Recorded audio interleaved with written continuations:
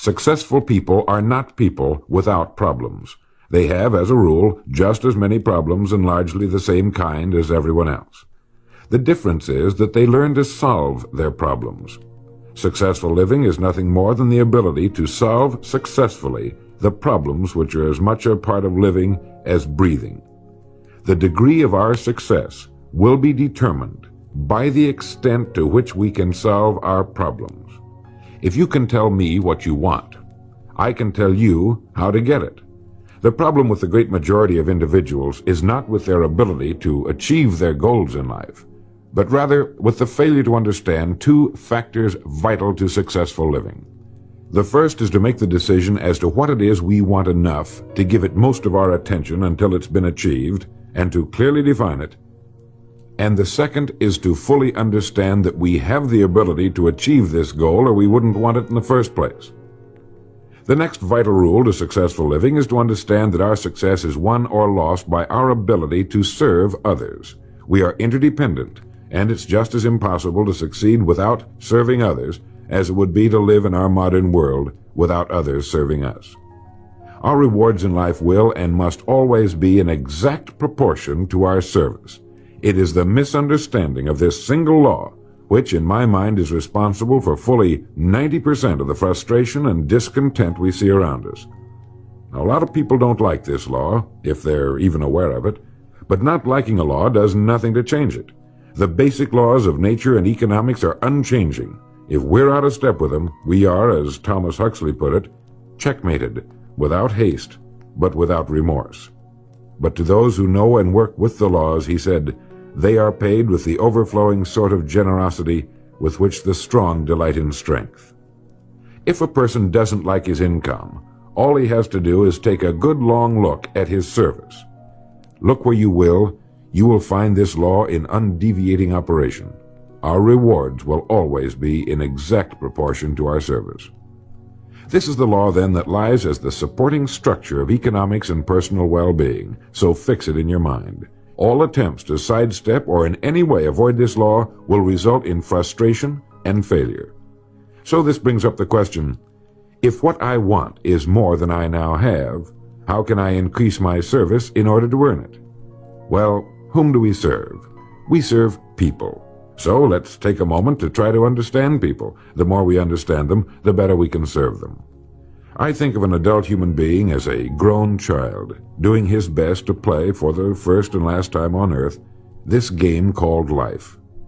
The extent to which he learns the rules of this mighty game will determine his success. But right here we run into an historic and exasperating fact. People down through the centuries have, with the most amazing consistency, divided themselves into two groups. One group contains about 5% of any given population. The other group contains the remaining 95%. Neither of these two groups is any better than the other. But one thing separates them. The big group, the one containing about 95% of the people, never seems to get the word, while the smaller group, the 5%, does. Now, what do I mean by getting the word? I mean about 95% of the people never quite understand, emotionally or intellectually, that we as individuals control, to an altogether unsuspected extent, our lives here on earth. That each one of us is the architect of the structure fashioned by our years. You see, all of us want the same things, but only about 5% figures out how to get them. Within each of us burn two unquenchable ambitions: to serve importantly and to gain financial independence. Both of these worthwhile goals are within the reach of all of us, man or woman, but according to statistics, only about 5% achieve both of them. Why? Let's look at it logically. Every human being has a tendency to think, act, and talk like those by whom he is surrounded. This is environment, and it exercises an enormous influence on our lives. We've already pointed out that 95% don't seem to get the word in life. Then it follows that in the case of any given individual, the odds are 95 to 5 that he is surrounded by the larger group. And since a body in motion tends to remain in motion until acted upon by an outside force, that he will continue to conform to his group unless we can do a better job of serving him through knowledge.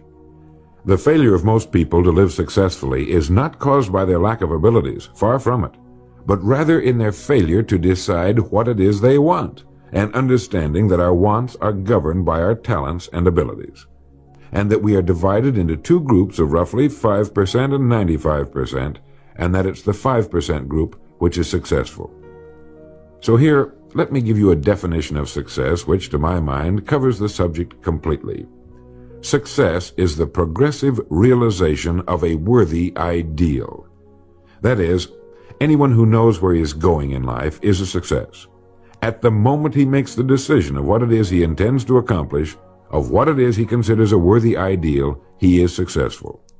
Once this goal has been accomplished, he is again, by our definition, a failure, until he establishes a new goal toward which to work. To my mind, this is what we as human beings were intended to do, to go through life from one achievement to another, and to finally come to the end of our road here on earth, still reaching, still working toward a new and better plateau on which to stand. For this is to live and live completely, to know as much as we can know, to serve as much as we can serve, to accomplish as much as we can accomplish. Well, since success is the progressive realization of a worthy ideal, why are we faced with only 5% who can be called really successful? Because the best estimates available tell us that only about 5% will ever decide upon and define the one thing they want. One thing, because we can only do one thing at a time. To my mind, the story of a person's life is the story of a quest, a search to which he devotes his life. We know that the happiest people on earth are those who know exactly what it is they seek and set boldly out to find it.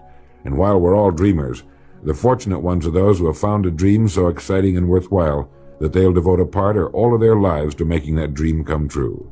But while all dream, by far the great majority, that 95%, never realizes that a persistent daydream is often the point on which we should set our compass, the place toward which it is meant for us to journey.